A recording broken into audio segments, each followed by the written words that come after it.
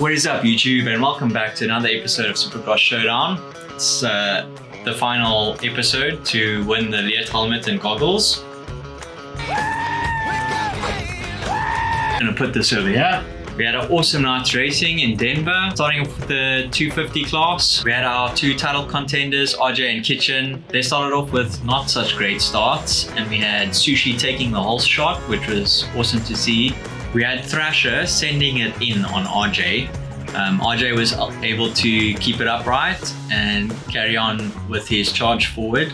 Kitchen, on the other hand, had some issues with his boot.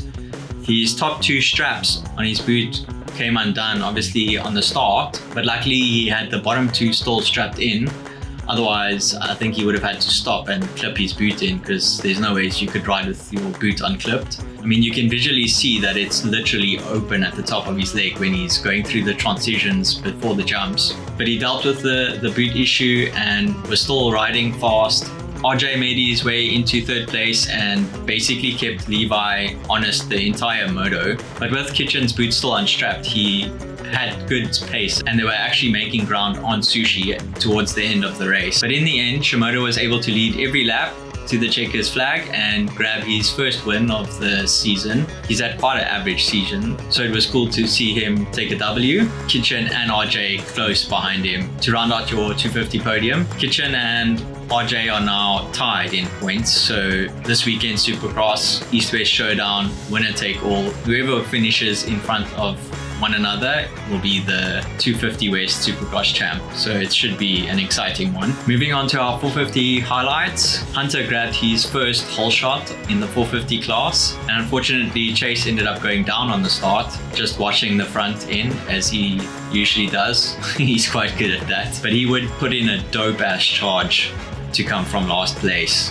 Tomac also had a little charge going, moving into third place early, and then an uncharacteristic mistake from Tomac. We don't ever see him really making mistakes these days.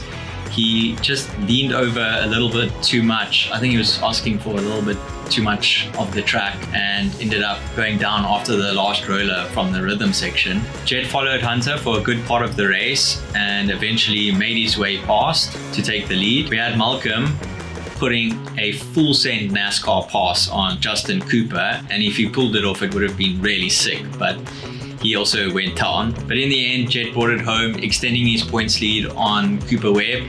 Cooper didn't have the greatest of nights. He was nursing an injury with his wrist, so I think he just did the best that he could.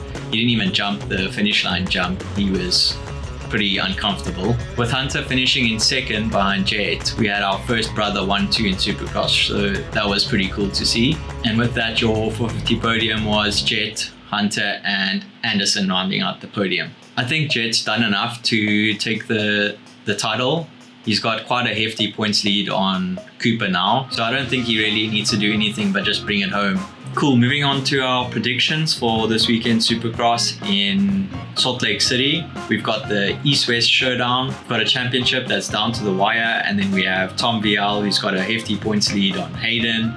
I think it's going to be a gnarly, interesting, exciting race. This is your guys' last chance to win the Levi helmet and goggles. You just have to put your 3 picks in the comment section. But without further ado, let's head on into our picks. It's so difficult because I actually want Levi to win the championship, but I don't know if Levi works well under pressure. It's so much harder now when it's a 250 East and West Showdown and the championships are involved. Hayden's got nothing to lose, so I think putting him down for first place is not a bad shout because he's just going to send it. I think our podium finish will be Kitchen second for the 250 West title and RJ third, and I think Tom will probably finish fourth and take the 250 East championship. So yeah, that's my 250 picks. Let's head on into the 450 picks. I feel like the 450 class is a lot easier to predict, especially with Jet being so ahead of the curve here. Even though he's basically just got to bring it home, I think he's just going to go out and win the race. So he's my first place pick for the 450 class. I'm not really sure how Cooper's feeling with the wrist this week. So for that reason, I think I'm going to leave him off the podium and go with Chase in second. And then I'm torn between Hunter and Tomac. Hunter's gonna have some confidence for this weekend. I just don't know if Tomac's gonna wanna hinder Webb's championship chances. But if Jet's leading, then he still doesn't have a chance at winning the championship. So then I'm gonna go with Tomac for my third place pick. And with that, that's our final episode of Supercross Showdown. Hopefully we have some sick racing. I will be in contact with the winner of the helmet.